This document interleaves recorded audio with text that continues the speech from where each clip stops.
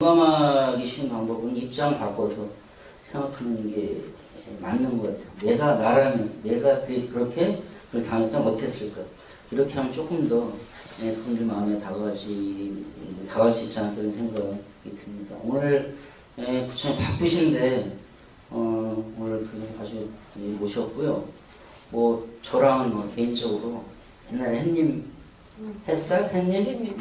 그때 저 시청도에 막 쓰러져가는 집에서 막 그때부터 이제 제가 그때가 해직됐을 때인가 그때 90년대 초반 그때부터 뭐 지금 수십 년과 같이 그때 이제 구의원 하시고 시의원 하시고 국회의원 하시고 구청장 하시고 지금 그래서 옆에 이렇게 지켜보면서 누님 좀 이렇게 생각하고 같이 살고 있는 부처님 모셔서 이렇게 기쁘고 그래서 아까 김경호 소장님 말씀하셨지만 근 20여 년 이상을 지방자치 중요한 시나 구나 뭐 국가일도 하셨지만 중요한 결정을 해오신 홍명총장을 모실 수 있게 돼서 굉장히 영광이고요. 오늘 여러 가지 일정 때문에 많이 모이지 않았죠. 의미 있는 분들이 모이셨고 허심탄회하게 부처님 고민이 뭔지 인천에 대한 비전과 생각이 뭔지 또 혹시 평소에 소원하는 게 있었으면 오늘 이제 허심탄회하게 이야기를 하고 그러려고 이제 이런 모임도 만든 거니까 큰 박수로 우리 홍명 부청장님 모시겠습니다. 고맙습니다. 저번 화면을 볼까요? 그래서 우리 부평도 제가 취임하던 2010년에 바로 이런 문제의 한 면으로 직면했다 생각을 했습니다. 당시에 이제 지금도 그렇지만 우리 56만의 인천에서 최대 자치구고 전국 광역시 안에 자치구가 67개가 있는데 그 중에서도 부평구만큼 큰 도시가 그렇게 많지 않습니다. 서울시 빼놓고는 대구 달서구 다음으로 우리 부평구가 큽니다. 또 한편으로는 이 탄소를 배출하지 않으려고 집안에서도 옷을 몇 겹이나 껴입고서 또 다른 사람들한테도 그렇게 하자고 막 그렇게 하는데 중요한 거는 나라에서 그렇게 하지 않지 않느냐. 그리고 또 어제 또 우리 이혜경 씨가 참 충격적으로 사람들은 들었대지만 탄소 배출이 인천이 가장 많이 배출하는 도시 중에 하나인데 그거는 화력발전소가 지금 몇 기가 있는 줄 아느냐 이러고 이제 우리 영흥도 뭐 이러고 얘기를 하는데 그때부터 시작해서 지금 무려 70개가 있다는 거예요. 화력발전소 뭐 이런 데서 나오는 탄소 배출이 가장 많이 급속도로 하는 게 인천이고 뭐 결국은 서울이 지금 에너지 절약하면서 원전 하나 줄이게 하는데 하는 우리 이혜경 말이 아주 누가 얘기를 했나? 옆에 우리 인천 사람 말을 했는데 조병두 박사 얘기했나? 서울 사람은 당연히 줄여야 된다는 거예요. 우리 인천에서 이렇게 탄소를 많이 배출하는 그래서 그 피해를 직접적으로 우리가 다 받고 있는 거에 이 쓰는 사람들은 서울 사람이 더 많이 쓰고 그런 점에서는 서울 사람들이 진작에 원전 줄이기 해가지고 이렇게 아껴 쓰고 하는 것들을 줄이는 작업을 했어야 된다 그러는데 그럴 때 아주 굉장히 시민들 반응도 좋았고 또 전달하는 내용도 참 좋았는데 내일인가죠? 의제 20일 전 인천 대회가 우리 부평구청 7층에서 오후 2시부터 모레 금요일 날 열리는데 뭐 저는 그 중에서도 이제 김정우 박사가 하는 강연이 있습니다. 우리 구청에서도 한번 강연했었고 또 세월에서도 한번 하고 뭐 여러 군데서도 요즘에 이제 하고 있는데 김정우 박사가 이제 런던에서 연구소에 있으면서 국내 와서 이 작업 같이 하는데 참 들을 만한 내용이 있고요. 우리 굴포천 관련해서도 용역도 하고 그랬는데 혹시 관심들을 가지시고 이 내용에 대해서 좀 더 적극적인 실천 의지와 또 이런 행동을 하실 마음으로 있다면 그때 좀 같이 해주셨으면 좋겠다 싶습니다. 그리고 제가 그렇게 하는 어려운 거 다 수용한다 하고 다문화 가정도 그런 점에서는 그렇게 이게 편파적이고 이런 게 없는 것 같아요. 그리고 또 마침 인천 여성의 전화가 부평에 있는데 거기서 식당을 얼마 전까지 운영을 했죠. 지금은 이제 그걸 다문화 그 무슨 프로그램 하는 그냥 그 공간처럼 쓴다고 하는데 그런 여성의 전화를 저희들이 공간 식당 만들고 다문화 프로그램 할 때 가서 열심히 응원해주고 또 뭐래도 쌀 한 포대라도 더 갖다주고 그렇게 하면서 같이 함께 어렵지만 한다. 그리고 제가 베트남에 우리 경제기업들이 간 적이 있습니다. 근데 그 시기쯤에서 베트남 여성이 한국 남편한테 매맞아 죽은 경우가 있었어요. 그래서 제가 베트남을 갔더니 그 베트남의 한인들이 창피해서 이 얼굴을 들 수 없다는 거예요. 그리고 베트남 사람들이 굉장히 아주 자기네가 가난해가지고 대만도 시집가고 뭐 어디도 시집가고 뭐 스리랑카도 다 시집가는데 가서 매는 맞고 뭐 좀 구박을 받은 만큼 맞아 죽은 경우는 없다는 거예요. 아주 참 우리 한국의 경우가 참 가서 고통스러웠는데 그때 제가 우리 기업인들이 조금 뭘 태엽도 내고 냉장고도 내고 뭐 냉장고는 아니고 뭐 냄비도 내고 해가지고 그걸 들고 호치민에서부터 한 2시간 거리를 차를 타고 가서 그 친정에 들러서 그 선물을 주고 또 같이 그 사람이 잘 여기서 살고 있다는 거 사진도 전하고 영상물도 전했어요.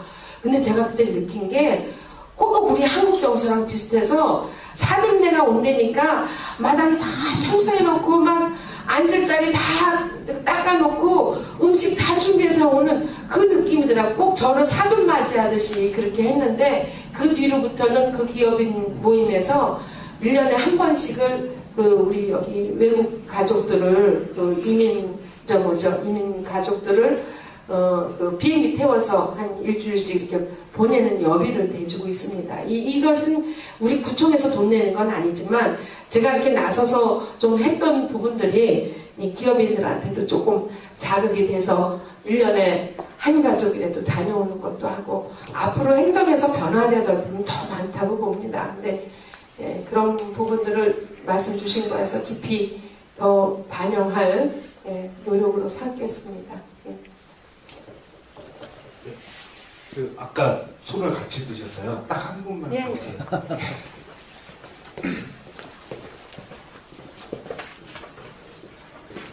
네, 오늘 말씀 잘 들었습니다. 근데 중심되는 내용에 대한 상당히 들으면서 뜨끔한데요. 그런 게 여전히 남아있을 수도 있죠. 그리고 이 행정의 조직 문화가 저가 들어와서 한 5년 있으면서 그걸 얼마나 다 털어내겠습니까? 그래도 지속 가능한 문화, 그 도시의 그 경우는 내부 소통, 벽을 허물자, 이것이 가장 기본이기 때문에 내년에도 계속 교육을 하면서 그런 것들을 이렇게 없애나가는 지금 말씀하신 걱정하는 부분들을 볼 텐데 다만 좀 변경을 하자면 아까 말한 대로 문화의 거리가 아주 지금 다시 노점이 40개 정도 들어서는 그 야시장으로 변하는데 노점도 뭐 벼룩시장처럼 자기 창의적인 작품 가지고 와서 뭐 목걸이도 내놓고 그 리폼 하는 것도 내놓고 이렇게 문화의 거리에 정말 걸맞는 거가 있을 수도 있는데 그 행안부에다 이렇게 제출한 그쪽에 서류에 보면 30% 이상이 먹거리예요. 먹거리라고 하는 거는 항상 가지고 있는 좀 부정적인 요소들이 많지 않습니까? 그리고 우리는 40개만 딱 인정해줬는데 또 그 반대하시는 쪽에서는 그 관리 잘 안 되면 그냥 저기 동암역 거기가 그 철도시설관리공단에서 거기만 딱 내줬는데 양쪽 다 생기잖아요. 그런 우려로 또 반대하시는 분들이 이게 야시장 들어서면 다시 그냥 통제 안 되는 그런 걸로 돌아선다 하는 것 때문에 굉장히 반대하시는 분이 또 강하게 얘기하고 또 찬성하는 쪽에서는 지금 먹고 살기도 힘들어서 사람 손님도 끌어오려면 당장이라도 뭔가 약발 있는 걸 해야 되지 않느냐 이래가지고 하는 게 지금 한 몇 개월 동안 아주 극심해요. 그래서 이제 그걸 담당하는 게 경제과의 문화의 그 어느 부서에다 얘기하셨나요? 거기는 제가 지금 단계가 아니고 그 주제가 문화의 거리 설립에 관한, 설치에 관한 그 과정이었거든요. 그러니까 한 10여 년 전의 얘기들이에요.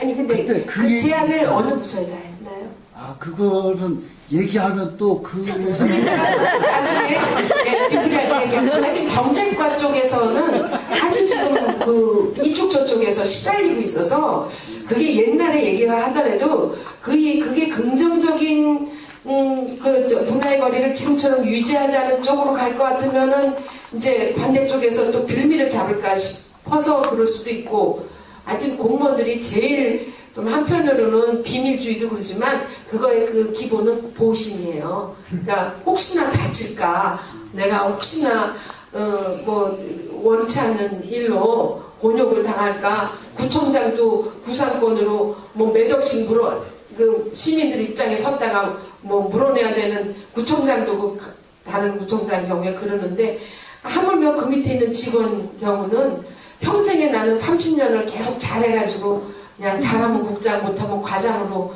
잘 퇴직해야 되는데 이렇게 해서 승진해 이렇게 해서 감사해 뭐 이런 게 좀 솔직히 비밀의 그 내용은 사실 보시죠. 왜 비밀을 하겠어요? 무슨 여기가 좀 비밀 정보 것도 아니고 그런 점에서 혹시 그랬는지 모르지만 그보다는 더 근본적으로 혹시나 이제 시민들한테 귀찮고 번거롭고 뭐 이런 걸로 해서 또 중요한 같이 해야 될 부분을 놓치는 게 있지 않나 싶은 거에서 제가 잘 더 챙겨봐야 될 그런 것으로 삼겠습니다.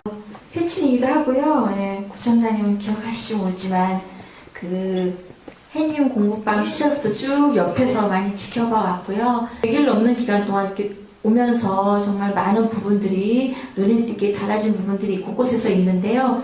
그리고 가끔 이제 현장에 많이 가셔서 이제 국민들하고 같이 지내시기도 하고 그러는 걸 보고 있는데 실제적으로 구청장님이 하면서 진행해 오셨던 부분하고 진행하는 과정에서 물론 어려움들도 굉장히 많았을 거예요. 그런 걸 이겨내고 또 그런 환경들이 달라지는 걸 보고 국민들이 그런 반응을 보일 때 구청장님 소감은 어떠신지 좀 100일 넘은 시간이지만 그동안 구청을 이끌어 오시면서 느꼈던 구청장 개인적인 어떤 그런 소감이나 이런 것들을 좀 여쭙고 싶습니다. 글쎄 쉬울 듯 하면서도 어려운 질문인데요. 뭐 이렇게 발췌해보면 그런 것들이 좀 많겠지만 제가 이제 동네 살림에서 미래를 보다 하는 책에 우리 직원과 쓴 편지라든가 페이스북이라든가 또 제 단편적인 생각을 해서 그 책에 이제 안 보셨으면 제가 나중에 한번 드릴게요. 그리고 지금 100일 사이에 가장 저한테 지금 많이 이렇게 답답하게 다가오는 부분은 우리 다른 게 아니고 동암역 아까 야시장 노점도 걱정했지만 동암역 노점입니다. 동암역 노점에 관련해서는 지난 4년간 주민들한테 상당히 많이 이렇게 놔둬서 되느냐 또 우리 의원들한테나 또 저 역시 그렇게 생각을 했는데 그 한 40개 이렇게 막 노점이 들어서서 거기 그렇게 넓지도 않은데 아주 뭐 시민들이 무섭다고 하고 불편하다고 하는 게 굉장히 많이 돼서 그래서 결과적으로 어떻게 했냐면 거기가 그 시땅도 있고 우리가 그냥 집행하기 어려운 철도땅도 있고 막 그랬어요. 그래서 거기를 좀 시에서 한 5억을 들여가지고 그 부분을 다시 정비를 했는데 정비하기 전에 거기를 내보낼 때부터 사실은 어떻게 내보냈나 하는데 뭐 그 협의를 잘해서 이거는 시에서 우리 구에서 진행해야 되는 아주 주요 사업이다 해서 다 내보냈거든요. 그때 무슨 분쟁 무슨 난리 같은 거 없었어요. 오히려 시민들이 놀랄 만큼 저도 좀 이렇게 얘기가 잘 협의가 됐구나. 그간에 거의 10수년간 이렇게 노점하면서 많은 이익을 본 노점들이 이제 양보하고 자리를 떠나는구나. 배군역도 정리가 됐으니까 떠나는구나 했는데 그 뒤에 이제 다 깨끗하게 되고 난 뒤에 6월 말부터 들어오기 시작을 했잖아요. 근데 그 노점 중에 지금 6개가 펼쳐져 있는데 우리가 어제도 사회복지과에서 나가서 정말 뭐 생계 어려운 부분을 좀 돕겠습니다 하고 상담을 했더니 두 군데는 부천이나 다른 관내 노점이에요. 4군데가 있는데 그 4군데 중에서 한 사람이 제일 주도적으로 하는데 그 사람도 이미 10수년을 거기서 그거를 운영해 와서 뭐 주민들이 볼 때는 더구나 달동네 사람들이 볼 때는 저만큼 많이 장사했으면 이제 좀 나가야 되지 않냐 하고 얘기 듣는 분인데 결국은 이제 그 몇 사람들이 거기를 그렇게 하는데 전에 30군데가 나눠 먹던 거를 지금 이제 관내 2개와 뭐 지금 중심되는 한 사람과 연계되는 그 사람들이 하니까 다른 노점들이 구청에서 저 사람들만 먹여 살리려고 이렇게 만들고 우리는 못 들어가게 한다. 거꾸로 지금 이 얘기를 하고 있는데 좀 한편으로는 큰 사회적이도 중요하지만 어제 뭐 그런 상담을 통해서도 월 소득이 300이고 300 내지 400이다.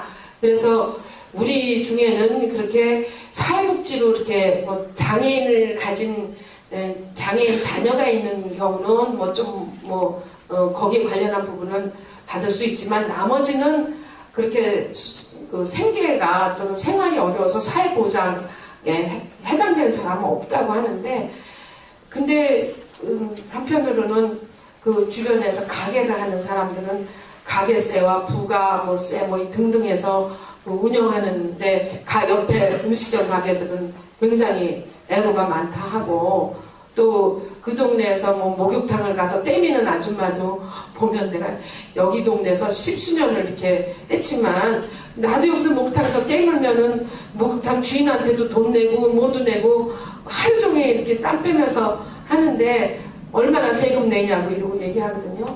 저는 여기 아까 나우루공화국 얘기에서도 중요한 거는 이 문화, 사람의 마음이 저렇게 풍요를 옳지 않은 방법으로 이렇게 풍요를 즐기면은 바뀌지가 상당히 오랜 기간 걸린다고 하는데 저는 사회적으로 작은 정의나 또 그런 것이 바로 세워지지 않으면서 오는 시민들의 뭐라 그러나요?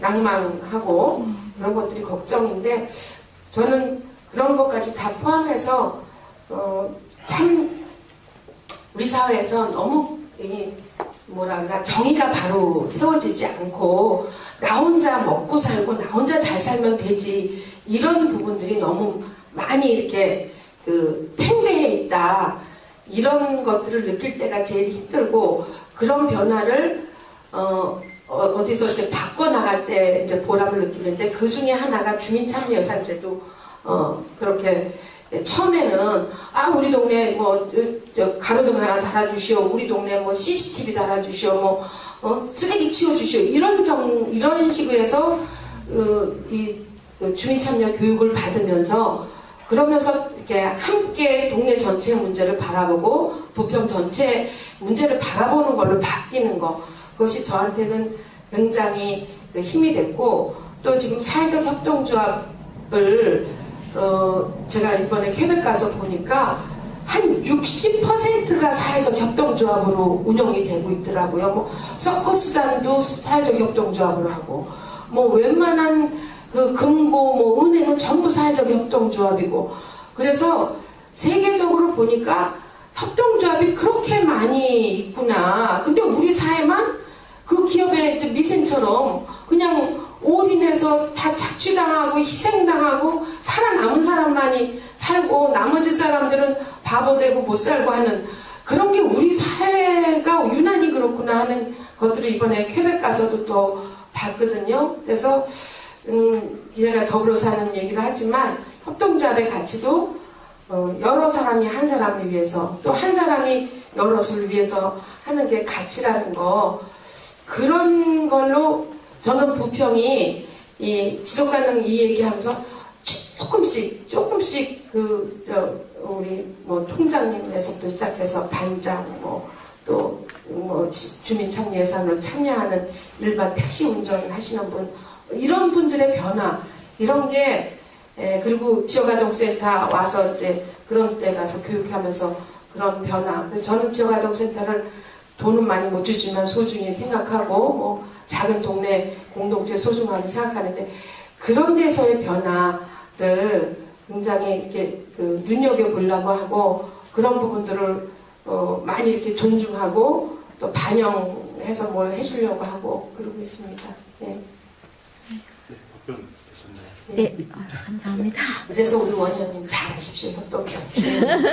네. 그런데 아직까지 한국에서는 그러한 것들에 대한 생각들이 지금 정리가 안 되어 있는 것 같고 그랬을 때 그 부평에서의 이런 다문화 정책, 그 다음에 그들을 위한 어떤 언어 교육 문제라든가 이런 것들에 대해서 어떤 정책들을 갖고 계신지 한번 여쭤보시죠. 예, 뭐 우리가 크게 뭐 할 수 있는 여력이 아까도 가용 지원이 너무 없고 공무원 1000명은 선행문구가 32만인데 1200명에 비하면 우리 56만에 이 1000명 그것도 56만도 아니고 한 66만의 1000명의 부분에서는 그렇게 많은 행정력을 보탤 수가 없는 안타까움이 있습니다.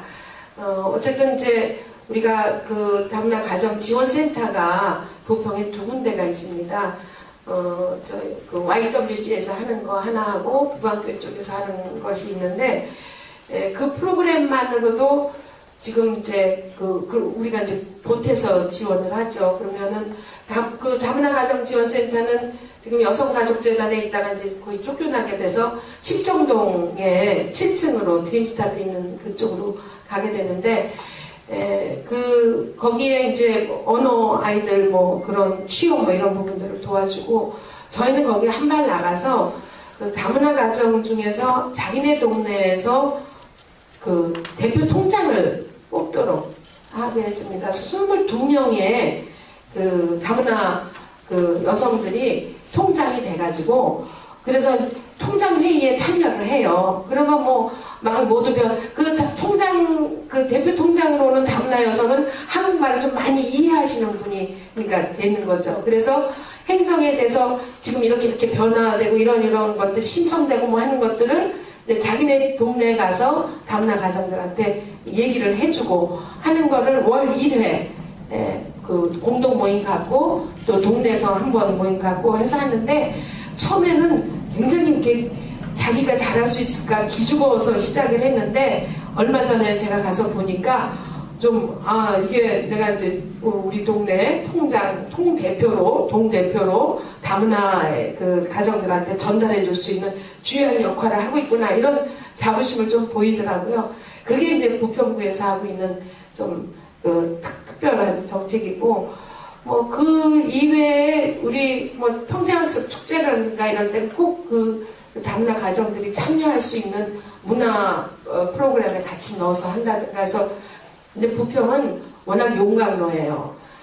아마 장애인 시설이 이렇게 많으면은 서울에서는 다 내쫓든지 못 들어오게 하든지 그러는데 우린 새로 들어서도 그냥 같이 살아요. 그리고 저 뒤에 만호산에 공동묘지 있는데 그거 뭐 그냥 아무 거리낌 없이 그냥 끼고 살고 부천에서 화장장 거기 간다 그래도 주민들 별로 그렇게 크게 안 했지만 제가 부천에서부터는 상동공원 그런 게 호수공원 고쳐라 해서 요구받고 시에서 10억 받고 하는 건 제가 나서